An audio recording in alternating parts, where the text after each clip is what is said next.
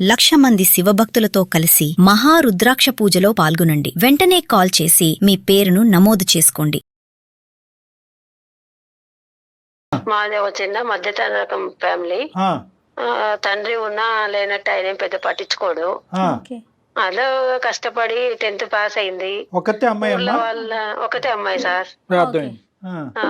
నవ్య పేరు, పాప పేరు. మా చుట్టుపక్కల వాళ్ళందరూ వచ్చి మీ పాప బాగా చదువుతుంది, ఫస్ట్ క్లాస్ వచ్చింది అని అన్నారు 10th పాస్ అయినప్పుడు. అట్లనే ఇంటర్, డిగ్రీకి అట్లనే బాగా పాస్ అయింది సార్. ఇట్లా హైదరాబాద్ లో తమ్ముడు ఉంటాడు, తమ్ముడి దగ్గర ఉంచుదాం. ఇప్పుడు సొసైటీలో ఈ హాస్టల్ తమ్ముడు అంటే ఎవరమ్మా? పాప వాళ్ళ తమ్ముడా, మీ తమ్ముడా? మా తమ్ముడు సార్, పాపకు మేనమామ. ఓకే, అర్థమైంది, చెప్పండి. అక్కడ కొంచెం తమ్ముడైతే కొంచెం మంచి స్థితిలో ఉన్నాడు. ఈ బీటెక్ చదివిద్దాము, కొంచెము నేను సహాయం చేస్తుంటాను, తమ్ముడు సహాయం చేస్తుంటాడు కొంచెం. ఆ మరదలు కూడా ఉంటది కదా, సరే పాప ఉంటది అని ఉంచాము. ఈ మధ్య కాలంలో ఏమైందో నేను ఉండను అని అంటుంది. ఎప్పటి నుంచి ఇంట్రెస్ట్ తగ్గింది పాప? ఎప్పటి నుంచి చదవనంటుంది? ఒక 4 నెలలు అయింది సార్. 4 నెలలు బట్టి. బ్యాక్లాగ్స్ ఏమైనా ఉన్నాయా? ఏం లేదు సార్. Right, okay. ఇప్పుడు ఆర్థికంగా ఎవరు ఇప్పుడు పాప ఎడ్యుకేషన్ ని సపోర్ట్ చేస్తున్నారు? మీరు కొంతవరకు, మిగతాది కొంచెం చేస్తున్నాను, తమ్ముడు చూసుకుంటున్నాడు. తమ్ముడు ఎంతకాలం బట్టి ఎడ్యుకేషనల్ సపోర్ట్ ఇస్తున్నారు అతను? ఈ మధ్య సార్ బీటెక్ లో చేర్పించాను. బీటెక్ లో చేర్చాక అంతవరకు మాత్రం మీరే అంతా చూసుకున్నారు? మేమే ఉన్న దాంట్లో పాపను బాగా చదివించుకొని. తమ్ముడికి ఏమైనా అలవాట్లు అలాంటివి ఏమైనా ఉన్నాయమ్మా? నాకు తెలిసి చిన్నప్పటి నుంచి చూస్తున్నా కదా సార్, ఏం లేదు సార్, మంచోడు మా తమ్ముడు. తమ్ముడు ఇప్పుడు పాపని వాళ్ళ ఇంట్లో పెట్టుకోవటం, లేదంటే మీ మీ మరదలు అవుతుందా ఆవిడకి కూడా ఇంట్రెస్టేనా పాపను అక్కడ పెట్టుకుని చదివించుకోవటం? చెప్పేసి వచ్చాను సార్, ఉంచుకుంటాము అని చెప్పారు. మీరు చెప్పటం కాదండి అమ్మా సునీతమ్మ, మీరు చెప్పటం కాదు. ఆవిడ ఎలాంటి ఆవిడ పాపని ఎలా చూసుకుంటోంది, అలాంటి విషయాల్లో ఏమన్నా మీ పాప ఏమన్నా ఇబ్బంది పడుతోందా అనేది? ఆమె ఏదో మామూలుగా అప్పుడప్పుడు ఎక్కువ పుట్టింటికి పోతుంటది మేడం, అదేందో మరి నాకు సరిగ్గా అర్థం కావటం లేదు. పుట్టింటికి పోతుంటది, సరే. వాళ్ళకి పిల్లలు ఉన్నారా? లేరు మేడం. అంటే ఈ మధ్య కాలంలోనే పెళ్లి అయిందమ్మా? ఈ మధ్య కాలంలోనే పెళ్లి అయింది. పాప ఏమంటదమ్మా అసలు? చదువు మీద ఇంట్రెస్ట్ లేదంటదా, లేదంటే మేనమామ దగ్గర ఉండి చదవనంటదా, హాస్టల్లో కూడా ఉన్న చదవనంటదా? ఏమంటది పాప? వద్దు, హాస్టల్ అయితే చదువుకుంటాను, లేదంటే నేను చిన్న ఉద్యోగమైనా 5,000 గానీ 10,000 గానీ ఉద్యోగం చేసుకొని బతుకుతాను, నేను ఉండను అని చెప్పేస్తుంది. 4 నెలల నుంచి కాలేజీకే మానేసింది. సరే, తను ఇప్పుడు అక్కడ ఉండనంటోంది, మరి హాస్టల్లోకి షిఫ్ట్ చేస్తే చదువు కొనసాగిద్ది కదా, మరి మీరెందుకు కాదంటున్నారు? భయమైంది కదా మేడం, ఇప్పుడు అందరు ఫ్రెండ్స్ కలిసేది, ఆ బయటికి వెళ్ళిపోతున్నారు, అట్లాని ఇట్లాని తిరుగుతున్నారు. ఇప్పుడు అక్కడ ఇట్లా జరుగుతున్నాయి ఘోరాలు, అమ్మాయిల మీద కాదమ్మా, నాకు మీ భాష అర్థం అవుతుంది, మీ మాట, మీ భావము. కానీ నేను అనేది ఏంటంటే అసలుకే మోసం అయింది కదా. ఇప్పుడు హాస్టల్, ఇల్లు, అకామిడేషన్ రూమ్ పెట్టడానికి లేదు కదా సార్. తమ్ముడు చూసుకుంటాడు, కొంచెం నేను చూసుకుంటాను, అడ్జస్ట్ పరంగా ఏదో ఒకటి. ఇంపార్టెంట్ అది కాదు సునీతమ్మ, తమ్ముడు ఏమంటాడు? తమ్ముడితో మాట్లాడారా? పాప ఇట్లా అంటోంది ఏంటిరా అనేసి మీ తమ్ముడిని అడిగారా? ఎందుకు లెక్క ఉంటదిలే, అట్లేం లేదు, నేను చెప్తాలే అన్నట్లు అంటాడు. పాప మీకు ఏమన్నా తూచాగా అన్న కొద్ది కారణం ఏమన్నా చెప్పిందమ్మా? అంటే ఏదో చెప్పడానికి అది ఇదే అని అంటది, నాకైతే అర్థం కాలేదు. ఏంటి అది ఇది? మామయ్య వాళ్ళ దగ్గర ఉండాలంటే మా తమ్ముడికి ఏమి ఎందుకు ఉండవు, మంచోడు వాడు, అది ఇది. తండ్రి మేనమామ అంటే తండ్రితో సమానము, ఉండాలి. నువ్వు తండ్రి మంచోడు కాదు కదా, మన పరిస్థితులు ఇట్లా ఉన్నాయి, నువ్వు సర్దుకోకపోతే ఎట్లా, జాబ్ చేసుకుంటా అంటూ బీటెక్ చదివించి నేను ఎంతో అన్ని దానిలో ఫస్ట్ వస్తావు కదా, నువ్వు ఇలా చేస్తే ఎట్లా అని నేనే చెప్తున్నాను. తల్లిగా మీరు సముదాయించవలసిన పద్ధతిలో సముదాయిస్తున్నారు, కానీ ఆ అమ్మాయి లోపల ఉండే సంఘర్షణ ఏంటనేది మీకు అర్థం కావట్లేదు. నాకు తెలియదు సార్ ఏం జరుగుతుందో. ఇప్పుడు ఏంటంటే అమ్మాయికి బహుశా అమ్మాయి పరిస్థితి మింగలేక కక్కలేక ఉన్నట్టుంది. ఫ్రెండ్స్ ఏమన్నా చెప్తున్నారా, ఏమన్నా ఉందా అంటే అట్లా కూడా కాదు. అమ్మాయి నాకు తెలిసినంత వరకు మీరు జాగ్రత్తగా ఆలోచించవలసింది ఏంటంటే, ఇప్పటి వరకు కన్నబిడ్డని ఈ స్థాయి వరకు తీసుకొచ్చారు. దానికి తోడుగా ఏంటంటే ఆ అమ్మాయి ఎప్పుడు కూడా మీకు ఎటువంటి ఛాలెంజ్ క్రియేట్ చేయలేదు, కష్టం క్రియేట్ చేయలేదు. మీరు పెట్టినటువంటి ఖర్చు ప్రతి రూపాయి సార్థకం చేసుకునే విధంగా ఆ అమ్మాయి ఇక్కడి వరకు సక్సెస్ఫుల్ గా వచ్చింది. ఇప్పుడు ఎలా వచ్చిందంటే పరిస్థితి, ఫైనాన్సెస్ వర్సెస్ చదివే మానేయటం. అంటే ఎంతవరకు మీరు చేసినటువంటి కష్టం అంతా బూడిదపాలు అయినట్టు. దానికి బదులు ఏంటంటే ఏ అప్పో సప్పో చేసి హాస్టల్లో ఉంచి చదివించడం. సరే, ఇవన్నీ వేరే విషయాలు. ఫస్ట్ ఆ అమ్మాయి మీకు చెప్పుకోలేనటువంటి కారణం ఏంటి, ఆ అమ్మాయి కలిగినటువంటి అంత బాధ ఏంటి, ఏకంగా చదువుకే గుడ్ బై చెప్పే పరిస్థితి ఎందుకు వచ్చింది అనేది మనం ప్రధానంగా కనుక్కోవాలి. ఒకసారి మాట్లాడదాం. పాపకి మీరు లైన్ కలపగలుగుతారా? మీరు మాట్లాడుతున్న వ్యక్తి మీ కాల్ ను హోల్డ్ లో ఉంచారు, దయచేసి లైన్ లో వేచి ఉండండి. హలో హలో నవ్య, ఎక్కడున్నావు?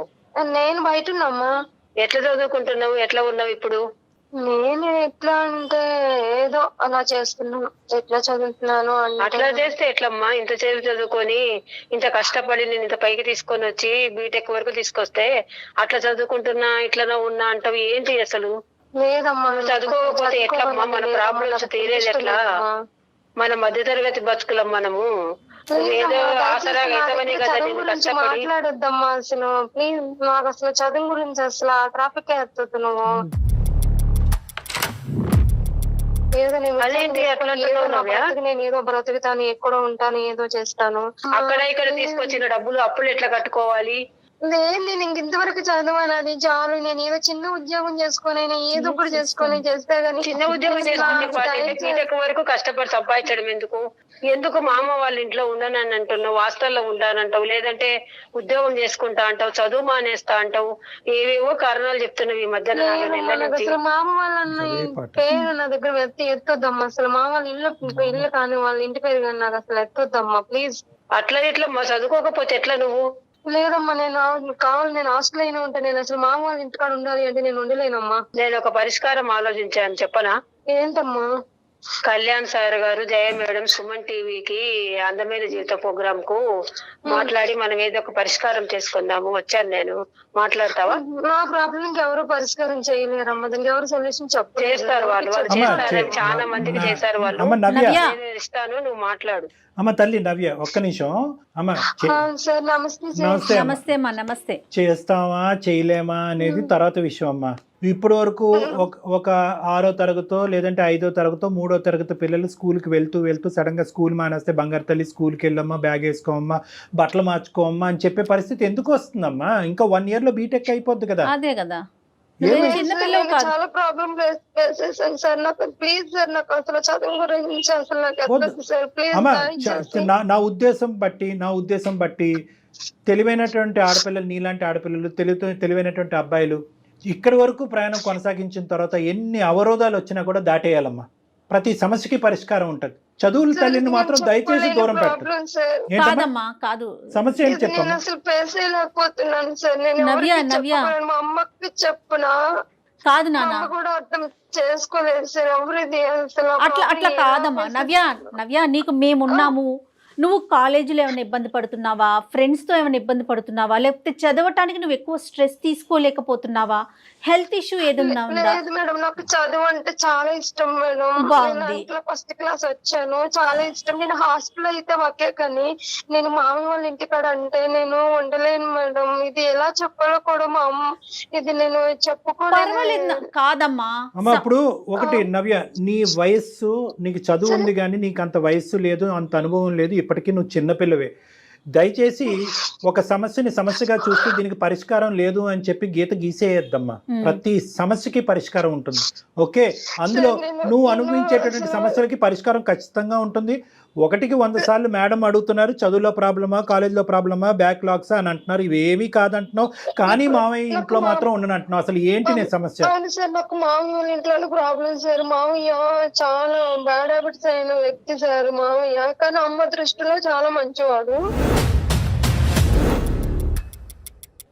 అది ఎలా చెప్పాలో నాకు అర్థం కావట్లేదు. చెప్పేసామా, నువ్వు మొదలు పెట్టావు ఇంకా కామా ఫుల్ స్టాప్ లేదు, మొత్తం అంతా కూడా బయటకు చెప్పేసే, కక్కేసే అంతా.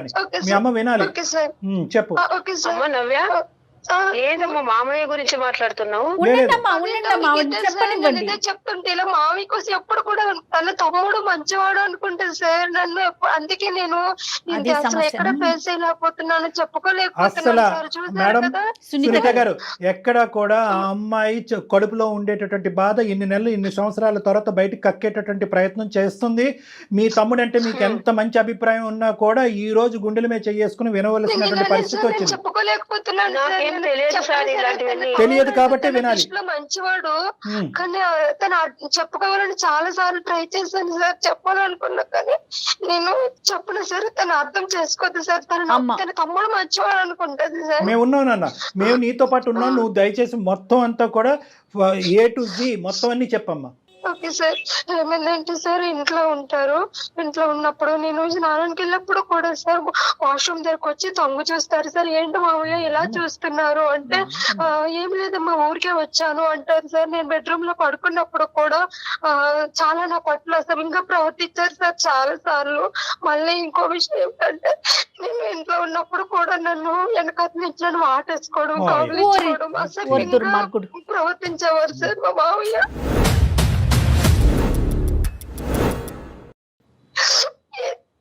ఊరుకోమా, బాధపడకు. చెప్పాలి ఎలా చెప్పాలి సార్? సునీత గారు ఏంటి మీ అమ్మాయి మంచి కథలు చెప్తుంది అనుకుంటున్నారా?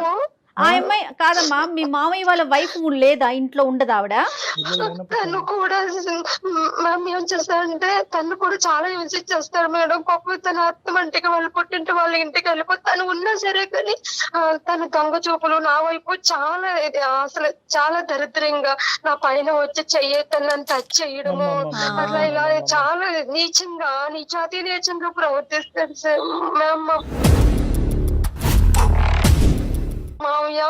కానీ అతను చూడడానికి బానే ఉంటారు, అంత ఇది ఏమంటది మా అమ్మ లేదు అందరూ తన అంటే తను చాలా సార్లు నేను చెప్పడానికి ట్రై చేసినప్పుడు తన మాట ప్రవర్తన బట్టి తన తమ్ముడు అంటే అమ్మకి అంత నమ్మకం.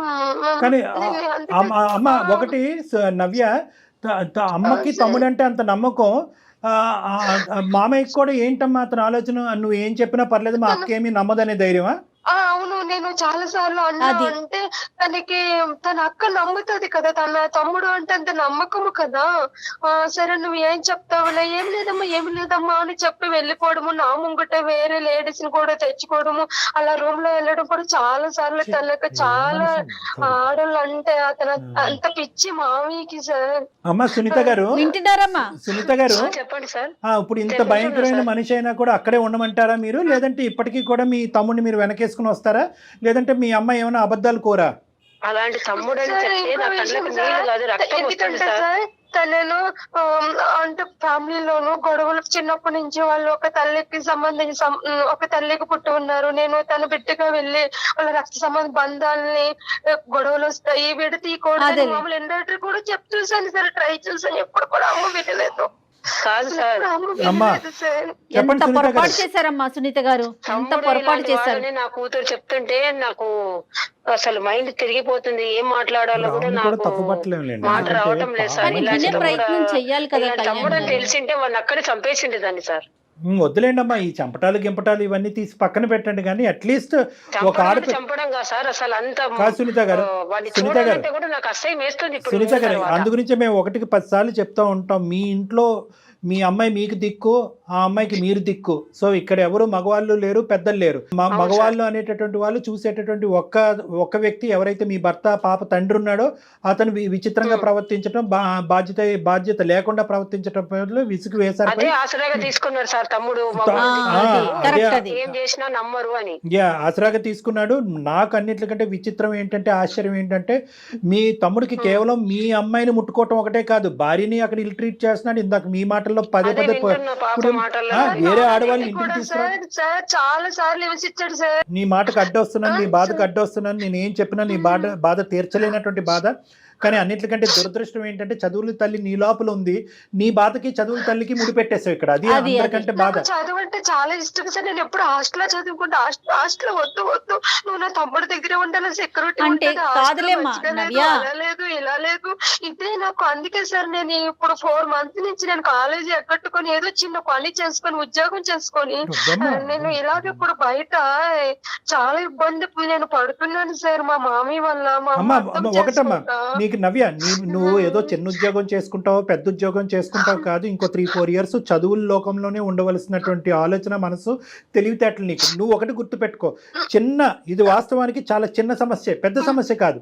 ఎందుకు అంటున్నానంటే, నువ్వు గొంతిప్పి మాట్లాడితే కనుక అమ్మని గట్టిగా పట్టుకుని నిలదీసి, అమ్మ నీ తమ్ముడు ఇలాంటి వాడు, నా మీద నీకు నమ్మకం లేకపోతే మీ తమ్ముడు భార్యతో ఒకసారి మాట్లాడితే కనుక మీ తమ్ముడు యొక్క క్యారెక్టర్ ఏంటి, నువ్వు అలా చేయలేవు. నువ్వేం చేసావు అంటే కనుక అక్కడ ఒక కల్ప్రిట్ ని కాపాడుతూ ఎక్కడ అక్క తమ్ముళ్ళ యొక్క బంధం తెగిపోద్ది అనేటటువంటి భయంతో. నేను బంధం కోసమే అదే కదా సార్ ఎందుకమ్మా ఇటువంటి బంధం ఉంటే చిన్న పిల్ల అయ్యేసరికి తను అట్లా ఆలోచించింది. బంధం ఉంటే ఏంటమ్మా ఊడిపోతానేంటి, ఇక్కడ నీ చదువే ఊడిపోయేటట్టుంది, ఇక్కడ నీ చదువే ఊడిపోయేటట్టుంది. ఇంతకాలం కష్టం చేసుకుని మీ తల్లి ఇంత కష్టపడి చదివించింది, ఇదంతా చూస్తున్నటువంటి వాడు అడ్వాంటేజ్ తీసుకున్నాడు. అరే వీళ్ళ ఇంట్లో మగదిక్కు లేదు, నేను పెడితేనే తిండి, నేను పెడితేనే కాలేజ్ అన్నట్టుగా వాడు రెచ్చిపోతున్నాడు.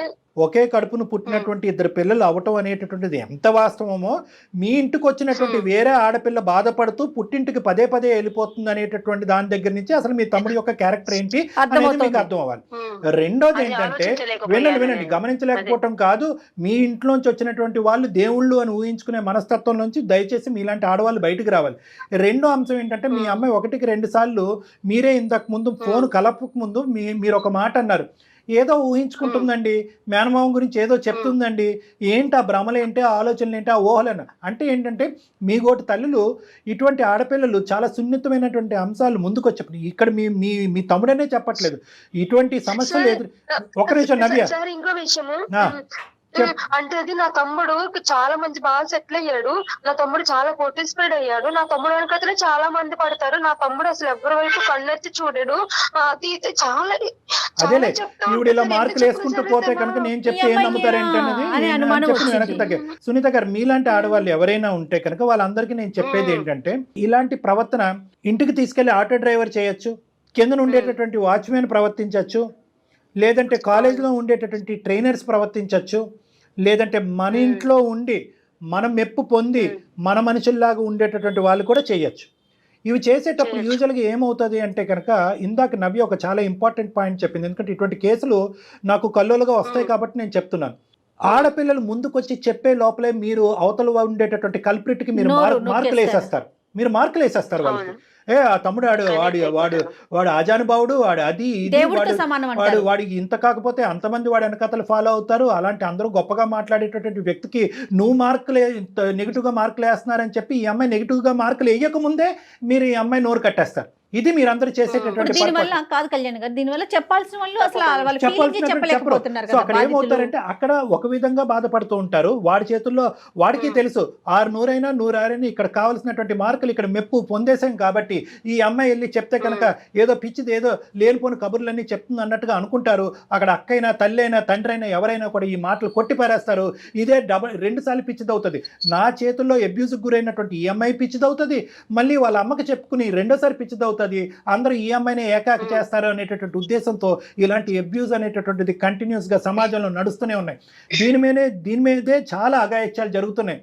కాబట్టి ఫస్ట్ ఆఫ్ ఆల్ ఏంటంటే ఒకటే మాట అంటారు, టెక్స్ట్ బుక్ ఆఫ్ సైకాలజీలో ఒకే మాట అంటారు, ఏంటో తెలుసా, మీరు ఆ సమస్యకి పరిష్కారం చెప్పలేకపోయినా కూడా ఎవరైనా బాధితులు వచ్చి మీతో చెప్పుకునేటటువంటి పరిస్థితి ఉంటే దాన్ని ఫెసిలిటేట్ చేయండి అంటారు. అంటే ఏంటంటే వాళ్ళు ఏదన్నా మాట్లాడినండి, అర్థం పద్ధం లేకుండా మాట్లాడినండి, విచిత్రంగా మాట్లాడినండి, మీరు 100కి 200 మార్కులు వేసేటటువంటి ఒక మగాడి మీద వేలెత్తి చూపెట్టేటటువంటి దాన్ని మీరు వినండి. ఫస్ట్ మీకందరికీ కనిపించే ప్రపంచం ఒకటి, ఇలాంటి ఆడపిల్లలు అనుభవించేటటువంటి ప్రపంచం ఒకటి, మీ ప్రపంచం అనేటటువంటిది కరెక్ట్ కాదు, వాళ్ళ ప్రపంచం అసలైనటువంటి సిసలైనటువంటి రంగు ఏదన్నా ఉందంటే మీ తమ్ముడు రంగు ఇప్పుడు ఈ అమ్మాయి చెప్పినటువంటి మాటల్లో ఏదైతే చిన్నటి నుంచి మీరు చూసారు చూడండి, వీడికి 100కి 100 మార్కులు, ప్రపంచం అంతా ఆడపిల్లలందరూ వాడు క్యూ కడతారు, వాళ్ళందరి మాటలు వినటం కాదు, మీ తమ్ముడి యొక్క భార్యని నిలబెట్టి అడగండి, నీ కూతురు నిలబెట్టి అడగండి, అది మీ తమ్ముడు. మీ మరదలు నెక్స్ట్ బాధితురాలు, ఆ అమ్మాయిని కూడా ఇక్కడ కూర్చోవాలి. ఆడవాళ్ళని ఒక తోలుబొమ్మలాట్లాగా ఆడుకునేటటువంటి మీ తమ్ముడు ఉన్నాడు చూడండి, వీడికి చాలా పెద్ద శిక్ష పడాలి. అసలు వాస్తవానికి చెప్పాలి అంటే నాకు చాలా కడుపు రగిలిపోతుంది. ఆఖరికి సొంత కూతురు వచ్చి తల్లితో చెప్పుకునేటటువంటి పరిస్థితి లేకుండా చేశాడు వాడు. అమ్మ ఒకటే నవ్య, దయచేసి అమ్మ నువ్వు ఏదో, నాకు తెలుసు మీ ఆడపిల్లలకు ఉండే డెలికేట్ సిచ్యువేషన్ నాకు తెలుసు. అబ్యూజర్ని కాపాడేటటువంటి మనుషులు 10 మంది ఉంటే కనుక విక్టిమ్ తరపున మాట్లాడేటటువంటి వాళ్ళు ఒక్కరు కూడా ఉంటారు. కర్మ ఇటువంటి ఈ రోజు ఆ సమాజంలో ఉన్నాం మనం. అమ్మ విన్నారా సునీతమ్మ, ఎంత అఘాయిత్యం జరిగేది కాదు. విన్నాం మేడం. ఏం చెప్పాలనుకుంటున్నారు మరి ఇప్పుడు? మైండ్ అంతా ఇదైపోయి అసలు నాకు ప్రాణం ఇదైపోతుంది. భర్త అలాంటి వాడు కాబట్టి నేను ఇలా అయిపోయి, నా జీవితం ఇలా అయిపోయింది, నా బిడ్డలన్నా బాగుండాలి, తండ్రి మేనమామ కదా, తమ్ముడు తమ్ముడి కాడ ఉంచితే నా బిడ్డ జీవితం బాగుపడుతుంది. అదే ఈ మధ్య ఆలోచించావు తరగతి తల్లి. బతుకులు ఇట్లా పులి దగ్గరికి అయిపోయినాయి అని తీసుకెళ్ళి వదిలేవు. ఇలా ఆలోచించుకున్నాను సార్ నేను. అదేలేండి, పెన్నం పెంచి పొయ్యిలో తమ్ముడి వల్లనే పడినట్టు. ఇలాంటి బాగా వస్తుందని నేను కళ్ళలో కూడా ఊహించుకోలేదు నా తమ్ముడు ఇలాంటి వాడని చెప్పేసి. ఫస్ట్ ఆఫ్ ఆల్ ఏంటంటే ఒక తల్లిగా మీ బాధ కూడా నాకు ఇది ఏంటంటే, మీరు ఒక హాస్టల్లో పెట్టామంటే హాస్టల్లో పిల్లల యొక్క సంరక్షణ లేదండి, వాళ్ళు బయటకు పోతారు, మగవాళ్ళు వాళ్ళతో విచిత్రంగా ప్రవర్తిస్తారు అనేటటువంటి మీరు ఈరోజు పులిబోన్లోకి తోశారు మీ అమ్మాయిని. అవును సరే, అవును. ఇవన్నీ నవ్య ఒక్కటమ్మా, అంటే నువ్వు మాకు చెప్పినంత వరకేనా, ఇంకా ఏమైనా జరిగినాయి అమ్మా?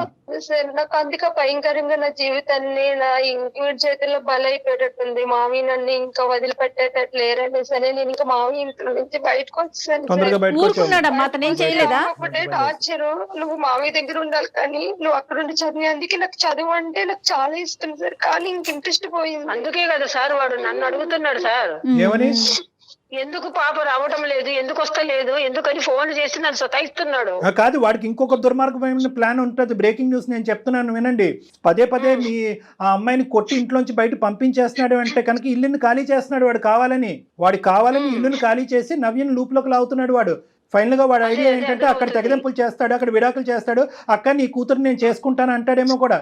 అవును, నేను ఆ మాయలోనే ఉన్నా కాబట్టి నటిస్తాడు కూడా వాడు. మరి అమ్మ, ఇప్పుడు మీరు చేయవలసింది ఏంటంటే, ఇప్పుడు ఇక్కడ పెద్ద పాత్ర మీకుంది మేడం సునీత గారు, చాలా పెద్ద పాత్ర ఉంది.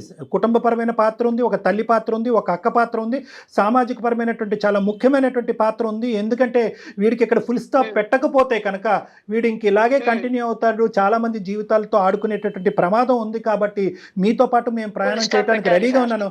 వినండి ఒక్క నిమిషం. మీ మరదల తరపున ఇప్పుడు ఫస్ట్ టైం మిమ్మల్ని మా తరపున సుమన్ టీవీ అందమైన జీవితం తరపున మేము మిమ్మల్ని రిక్వెస్ట్ చేస్తున్నాము, మీరు మీ మరదల తరపున నిలబెట్టడానికి ట్రై చేయండి.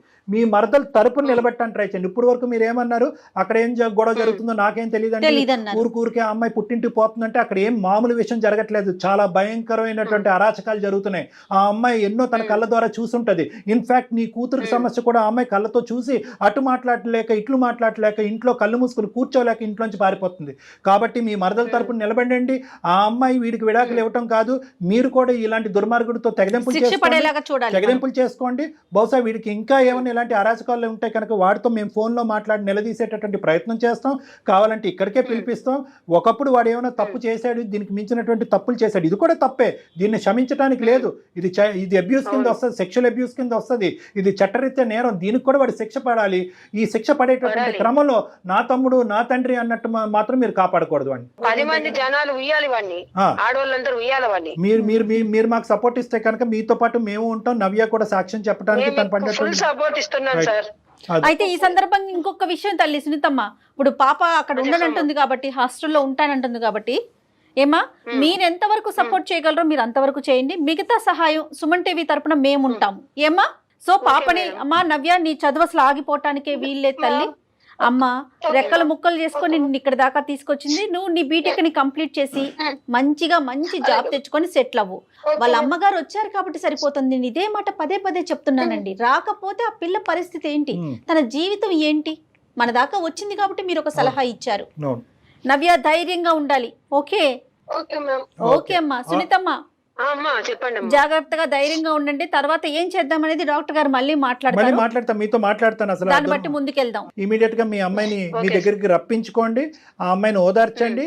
ఆ అమ్మాయిని కొంతకాలం కావాలి అంటే కనుక కొద్ది లీవ్ కానీ హాలిడే కానీ తీసుకుని ఆ అమ్మాయి కొద్ది తేరుకున్న తర్వాత, మనోధైర్యం వచ్చిన తర్వాత కావాలంటే మళ్ళీ కాలేజీకి పంపిద్దరు కానీ. ఏమ్మా?